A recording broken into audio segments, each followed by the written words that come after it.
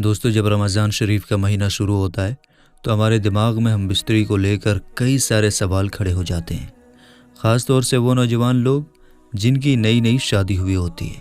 دوستو، ہم بستری کا شوق تو ہر انسان کو ہوتا ہے، لیکن رمضان شریف کے مہینے میں شریعت کے مطابق ہم لوگ اپنی بیوی سے ہم بستری کس طریقے سے کریں؟ رمضان شریف کے مہینے میں ہم بستری کرنے کا صحیح طریقہ کیا ہے؟ کہیں ہم میں سے کوئی ایسی غلطی نہ ہو جائے جس سے ہم ایمان سے خارج ہو جائیں۔ ایک چھوٹا سا مسئلہ بھی انسان کو ایمان سے خارج کر سکتا ہے۔ بڑی ریسرچ کرنے کے بعد اس ویڈیو کو تیار کیا گیا ہے۔ اگر آپ لوگ بھی اپنی بیوی یا اپنے شوہر کے ساتھ ہم بستری کرنا چاہتے ہیں، خاص طور سے جو ہماری ماں بہنیں اس ویڈیو کو دیکھ رہی ہیں، وہ ذرا غور کریں کس طریقے سے آپ کو رمضان شریف کے مہینے میں ہم بستری کرنی ہے، اور ہم بستری کے وقت کون سی دعا پڑھنی ہے، اور کون سے ایسے کام ہیں جو آپ کو رمضان شریف کے مہینے میں نہیں کرنے ہیں۔ تو دوستو، ہم بستری کا طریقہ تو آپ لوگوں کو معلوم ہی ہوگا۔ سب سے خاص چیز وہ ہے جس کو سمجھنا ہمیں ضروری ہے کہ ہم میں سے کوئی بھی ایسا کام نہ ہو جس کی وجہ سے ہمارے ایمان یا شریعت کے خلاف جانے کا ایک بھی مسئلہ ہمارے اوپر درج ہو۔ اور ہمارے پیارے آقا حضور پاک صلی اللہ تعالیٰ علیہ وسلم نے فرمایا، مرد عورت کا، عورت مرد کا لباس ہے۔ وہ جس طریقے سے چاہیں ہم بستری کر سکتے ہیں۔ یہاں سے آپ کو یہ تو حکم مل گیا کہ بیوی شوہر کے لیے اور شوہر بیوی کے لیے ایک دوسرے کا لباس ہیں۔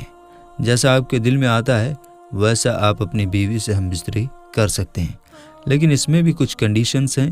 ہم بستری ایسے وقت میں نہ کی جائے جس سے مرد یا عورت کی نماز قضا ہو جائے۔ اب یہاں پر نماز قضا ہونے کا مطلب یہ ہے کہ ایسے وقت میں ہم بستری نہ کریں جس وقت میں اذان ہو رہی ہو اور غسل کرنے کا وقت نہ بچے۔ اگر ایسی حالت میں آپ نے ہم بستری کی اور آپ کی وجہ سے آپ کی بیوی یا آپ کے شوہر کی نماز قضا ہوئی تو عذاب کے گنہگار دونوں لوگ ہوں گے۔ اب اسی چیز کو اگر ہم لوگ سوچیں تو جس طریقے سے ہمارے اوپر نماز فرض ہے، اسی طریقے سے ہمارے اوپر روزے بھی فرض ہیں۔ اب یہاں پر آپ لوگ یہ دھیان رکھیں کہ آپ ہم بستری کس وقت میں کر رہے ہیں۔ رمضان شریف میں ہم بستری کرنے کا صحیح وقت روزہ افطار کے بعد سے لے کر سحری کے وقت تک ہے۔ اس بیچ میں آپ لوگ ہم بستری کریں، کوئی اعتراض نہیں ہے، لیکن اتنے وقت کی مہلت دے دیں کہ آپ جب ہم بستری سے فارغ ہوں تو سحری کے وقت سے پہلے آپ وضو کر لیں۔ اگر آپ ناپاکی کی حالت میں روزہ رکھیں گے تو آپ خود دماغ سے سوچیں، ناپاکی کی حالت میں نماز نہیں ہو سکتی، اور جب نماز نہیں ہوگی تو خالی روزہ رکھنے سے کوئی فائدہ نہیں ہے۔ روزے کا مطلب ہی عبادت کرنا ہے، تو جب آپ کی نماز قضا ہونے سے آپ گنہگار ہو جائیں گے، اسی طریقے سے روزہ چھوڑنے سے بھی آپ گنہگار ہو جائیں گے۔ کچھ لوگوں کے ذہن میں بھی یہ سوالات آتے ہیں کہ ناپاکی کی حالت میں روزہ ہو جائے گا یا نہیں، تو ہم آپ کو بتا دیں کہ ناپاکی کی حالت میں آپ کا روزہ تو ہو جائے گا، لیکن آپ خود سوچیں ایسے روزے سے آپ کا کیا فائدہ؟ آپ نماز نہیں پڑھ سکتے، قرآن نہیں پڑھ سکتے، کوئی آیت نہیں پڑھ سکتے، تو خالی فاقہ کرنے سے کوئی فائدہ نہیں ہے۔ روزے کے بہت بڑے احترام ہوتے ہیں۔ اب کچھ لوگ جن کی نئی شادی ہوئی ہوتی ہے تو وہ لوگ یہ سوچتے ہیں کہ روزے کی حالت میں اگر ہم اپنی بیوی کے گال پر چوم لیں تو اس سے روزے پر کوئی فرق نہیں پڑے گا۔ ہاں، آپ کی بات تو ٹھیک ہے، روزے پر کوئی فرق نہیں پڑے گا گال پر چومنے سے، لیکن اگر آپ کے اندر فیلنگز آ گئی اور آپ روزے کی حالت میں ہیں، یا آپ کی بیوی روزے کی حالت میں ہے اور اس کے اوپر روزے کی حالت میں غسل فرض ہو گیا، یعنی کہ بیوی یا شوہر ناپاک ہو گیا، اس کے دماغ میں گندے خیالات آنے شروع ہو گئے تو روزہ مکروہ ہو جائے گا۔ اور اگر روزہ مکروہ ہو گیا تو آپ خود سوچیں، ایک بوسے کی وجہ سے، ایک کس کی وجہ سے آپ کے اوپر روزہ مکروہ کروانے کا عذاب نازل ہو جائے گا۔ آپ خود تو گناہ میں داخل ہوں گے ہی، آپ کے ساتھ ساتھ آپ کی بیوی یا آپ کا شوہر بھی گناہ میں داخل ہو جائے گا۔ اس لیے روزے کا احترام کریں۔ روزے کی حالت میں کوئی بھی ایسی حرکت نہ کریں جس سے مرد یا عورت کے دل میں غلط خیالات پیدا ہوں۔ اب یہاں پر جو ہونٹوں والا کس آتا ہے، جس کو کچھ لوگ لپ کس بھی کہتے ہیں، کیا وہ روزے کی حالت میں کرنا جائز ہے؟ تو یہاں پر شریعت کا حکم یہ ہے کہ کسی اور کے منہ کا تھوک اگر آپ کے منہ میں چلا گیا اور وہ آپ کے حلق سے نیچے اتر گیا تو روزہ ٹوٹ جائے گا۔ اس لیے روزے کی حالت میں یہ کام بھی نہیں کر سکتے۔ 100 باتوں کی ایک بات آپ لوگ بس اتنا سمجھ لیں، روزے کی حالت میں کوئی بھی ایسا کام نہ کریں جس سے مرد یا عورت ناپاک ہو جائے۔ آپ اپنی بیوی کے پاس بیٹھ سکتے ہیں، باتیں کر سکتے ہیں، لیکن کوئی بھی گندے الفاظ آپ کے منہ سے نہیں نکلنے چاہیے۔ رات کو جب روزہ افطار کر لیں، عشاء کی نماز یا تراویح کی نماز سے فارغ ہو جائیں، اس کے بعد آپ کا وقت شروع ہوتا ہے۔ عشاء کی نماز کے بعد سے لے کر سحری کے وقت تک اسی بیچ میں آپ ہم بستری کریں، لیکن اس میں بھی آپ دھیان رکھیں، پیارے آقا حضور پاک صلی اللہ تعالیٰ علیہ وسلم نے فرمایا، جب کوئی شخص اپنی بیوی کے پاس آتا ہے، یعنی کہ ہم بستری کا ارادہ کرتا ہے، تو یہ دعا پڑھ لیا کرے۔ وہ دعا کچھ یوں ہے: بسم اللہ اللہم جنبنا الشیطان و جنب الشیطان ما رزقتنا۔ ایک بار پھر سے سن لیجئے، بسم اللہ اللہم جنبنا الشیطان و جنب الشیطان ما رزقتنا۔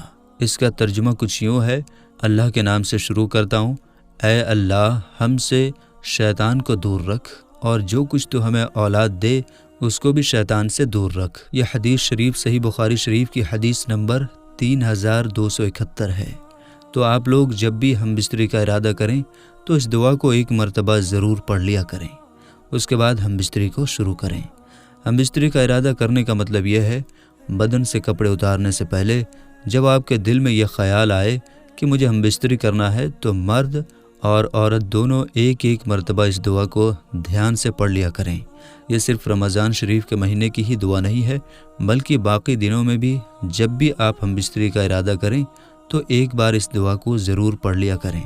اس سے فائدے یہ ہیں، جب بھی آپ کا کوئی بچہ پیدا ہوگا، یعنی کہ اولاد کی پیدائش ہوگی، تو اس بچے کو شیطان نقصان نہیں پہنچا سکتا انشاءاللہ تبارک و تعالی۔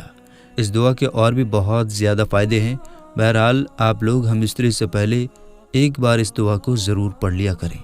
آپ کو رمضان شریف کے مہینے میں ہم بستری سے متعلق کچھ بھی نہیں کرنا ہے، بس 2-3 باتوں کا ضرور دھیان رکھنا ہے۔ پہلی چیز، آپ کی وجہ سے عورت یا مرد کی نماز قضا نہیں ہونی چاہیے، وقت کا خیال رکھنا ہے۔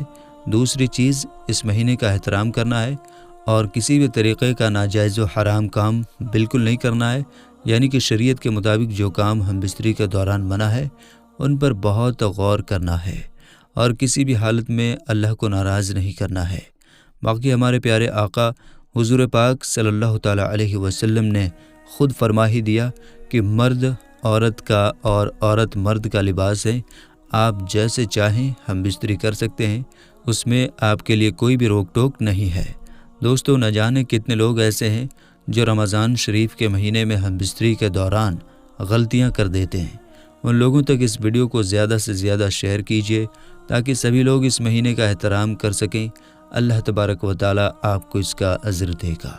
دوستو، امید کرتے ہیں کہ ہماری آج کی یہ ویڈیو آپ کے بہت کام آنے والی ہے، آپ کو ضرور پسند آئی ہوگی۔ ویڈیو اگر پسند آئی ہے تو دل سے ایک لائک کر دیجیے، اور اگر آپ ہمارے چینل تحصیل علم پر پہلی بار آئے ہیں تو ہمارے چینل کو سبسکرائب کر لیجیے اور ساتھ ہی لگے بیل نوٹیفیکیشن کو ضرور آن کر لیجیے تاکہ ہماری ہر آنے والی ویڈیوز کا نوٹیفیکیشن آپ کو وقت پر ملتا رہے۔ تو آئیے آخر میں ہم سب اللہ تبارک و تعالیٰ کی بارگاہ میں توبہ استغفار کر لیتے ہیں، کیونکہ جانے انجانے میں ہماری زبان سے کچھ ایسے الفاظ نکل جاتے ہیں کہ جس سے ہمارا ایمان چلا جاتا ہے اور ہمیں ایمان جانے کی خبر بھی نہیں ہوتی۔ اس لیے ہمیں اور آپ کو چاہیے کہ ہم اللہ تعالیٰ کی بارگاہ میں توبہ استغفار کرتے رہیں، بے شک اللہ توبہ کو قبول فرمانے والا ہے۔ تو آئیے ہم سب مل کر پڑھ لیتے ہیں، استغفر اللہ ربی من کل ذنب واتوب الیہ۔ دوستو، آپ مجھے اگلی ویڈیو تک اجازت دیں، انشاءاللہ پھر ملاقات ہوگی ایک نئی ویڈیو کے ساتھ۔ تب تک کے لیے آپ اپنا اور اپنوں کا بہت زیادہ خیال رکھیے۔ السلام علیکم، اللہ حافظ۔